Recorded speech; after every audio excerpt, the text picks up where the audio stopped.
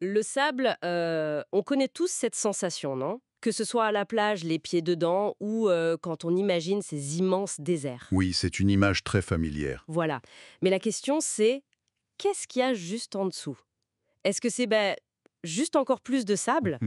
On va creuser ça aujourd'hui en s'appuyant sur une vidéo assez révélatrice. C'est une bonne question, parce que la réponse n'est pas si simple. Et pour se donner une idée, on parle de chiffres fous, genre 7,5 quintillions de grains de sable sur Terre.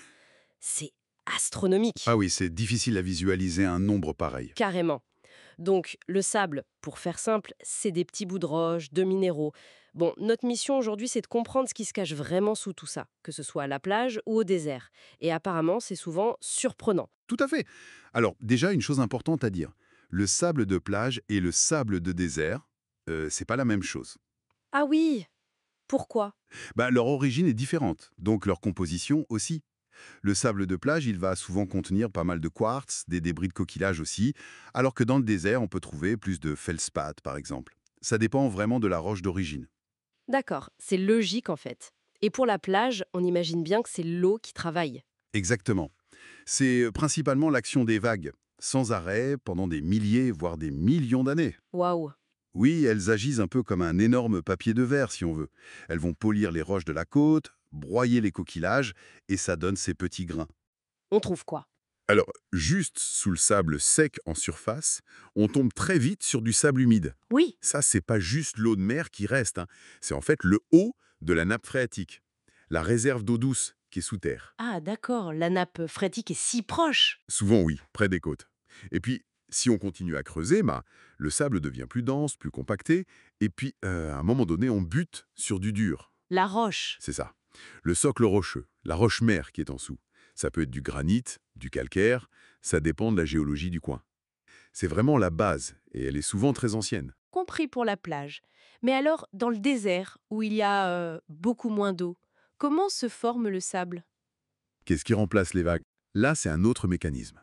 C'est principalement les énormes écarts de température entre le jour, brûlant, et la nuit, glaciale. Ah oui, le choc thermique. Exactement. Ça fait travailler la roche, elle se dilate, se contracte, et à force, elle finit par éclater en morceaux. Et ensuite, c'est le vent qui prend le relais. Le vent. Oui, le vent va éroder ces fragments, transporter les plus fines particules, parfois sur des centaines de kilomètres, et les déposer ailleurs, ce qui forme les dunes. D'accord. On a souvent cette image des déserts comme des océans de sable à perte de vue. Eh ben, détrompez-vous. C'est une des plus grosses surprises, en fait. Ah bon? La majorité de la surface des déserts n'est pas couverte de sable. Souvent, ce sont de grandes étendues de roches nues qu'on appelle amadas. Amada? D'accord. Ou alors des plaines couvertes de cailloux, de graviers. Ça, c'est les règues. Prenez le Sahara, le plus grand désert chaud. Oui. Ben, seulement 20% à peu près de sa surface est constitué de sable, de dunes. Le reste, c'est surtout du reg et de la hamada. Que 20%. Mais c'est incroyable. Ça change complètement la perception qu'on en a. Tout à fait. C'est une image d'Épinal, la mer de sable infinie. Et même dans ces zones de dunes, les ergs, où on trouve parfois des dunes immenses, j'ai lu plus de 180 mètres de haut au Sahara. Oui, certaines sont gigantesques. Mais même là, sous ces montagnes de sable, on ne trouve pas du sable indéfiniment en profondeur. Ah non. Non. En général, sous les dunes, on va trouver une couche de sol durcie, très compactée, ce qu'on appelle parfois le hard pan en anglais. Ou alors, on arrive directement sur le substrat rocheux. L'épaisseur de sable, elle est très variable en fait. D'accord. Donc même là où il y a beaucoup de sable en surface, ce n'est qu'une couche.